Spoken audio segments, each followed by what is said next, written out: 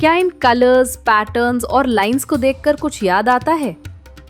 मुझे तो ये मेरी दादी का घर याद दिलाते हैं, हमारे गांव का मंदिर और वो साड़ी की दुकान जहां माँ जाया करती थी। हम में से कई लोगों के लिए ये कपड़ा सिर्फ कपड़ा नहीं है, ये यादें हैं जो रुई के धागों में बुनी हैं। लेकिन क्या कभी सोचा है ये यादें कैसे और कहां बुनी जाती हैं? इन्हें बुनने वाला कौन है?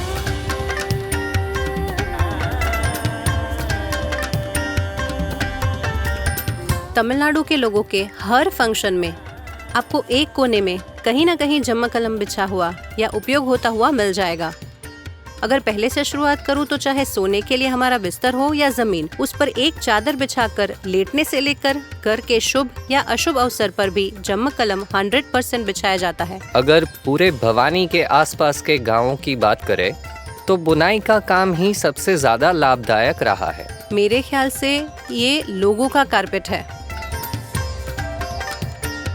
यह लकड़ी से बना होता है। साइज के हिसाब से इसमें तख्तियाँ, पाव तख्ती, कंघी, चरखी और करघे की फ्रेम होती है और इन्हीं के माध्यम से जमकलम तैयार होता है।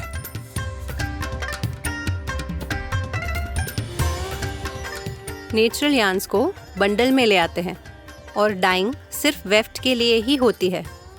इसीलिए वेफ्ट के लिए जो भी रंग चाहिए वो रंगाई करके ले आते हैं। राइट नाउ अगर आप देखें तो डायरेक्ट डाइस का ही इस्तेमाल किया जाता है। इस जमकलम को मैंने खुद 7-8 साल पहले नदी में ले जाकर धोया था। पानी में भिगोकर अच्छी तरह धोया था। जमकलम को बहुत आसानी से उठा लेते हैं और उठाकर के पत्थर पर पीट कर धोते थे और फिर सुखाने के लिए ले आते थे। और नीचे 2 पेडल होते हैं, तो उन्हें जब दबाते हैं तो साथ ही साथ दाहिने तरफ से छोड़ते हैं और बाईं तरफ से खींचते हैं। इसी तरह लगातार 2 हाथ, 2 पैर और of course I hand coordination भी। इसमें टैजल्स लगाए जाते हैं जिसे कुंजम कहते हैं। वही फिनिशिंग प्रोसेस में से एक है।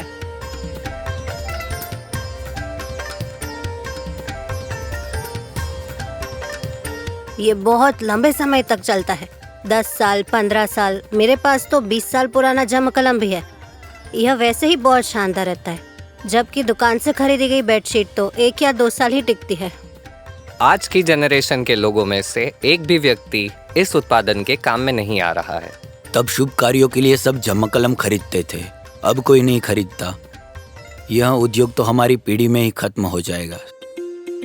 जब जमक्कलम कारपेट मुश्किल दौर से गुजर रही थी, तब सरकार ने शुरू किया एक बड़ा कदम, 1 डिस्ट्रिक्ट 1 प्रोडक्ट ODOP अभियान।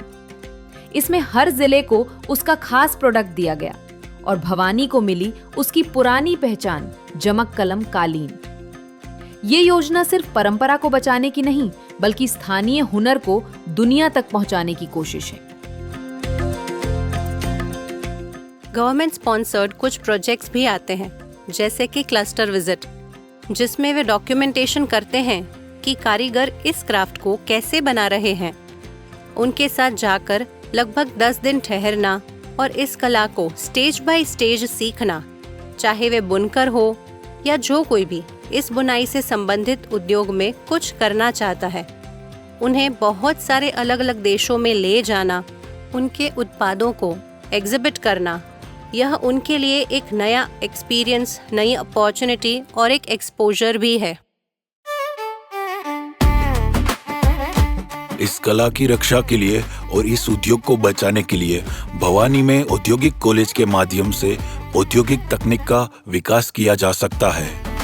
इस ODOP योजना की वजह से अगर आप देखें तो अच्छे स्किल डेवलपमेंट के होने की संभावनाएं हैं और हमें यह भी विश्वास है कि यह प्रमोशन भी अच्छे से होगा। अभी लंदन में हुए फैशन शो में भी जमकलम को प्रस्तुत किया गया था। इस तरह की ODOP योजनाओं को अगर अच्छी तरह से विस्तारित करके हमें दिया जाए तो ये हमारे उद्योग और सभी के लिए बहुत अच्छा होगा। मैं उस दिन का इंतजार कर रही हूँ जब जमकलम को अलग अलग फॉर्म्स और फैक्टर्स में रीइमेजिन किया जाए और दुनिया को दिखाया जाए कि हम महज एक कारपेट से कहीं ज्यादा हैं। ये सफर यादों से निकलकर अब नई उम्मीदों तक आ पहुंचा है। अपनी पुरानी पहचान को खोए बिना जमकलम अब नए और आधुनिक रास्तों पर चल पड़ा है।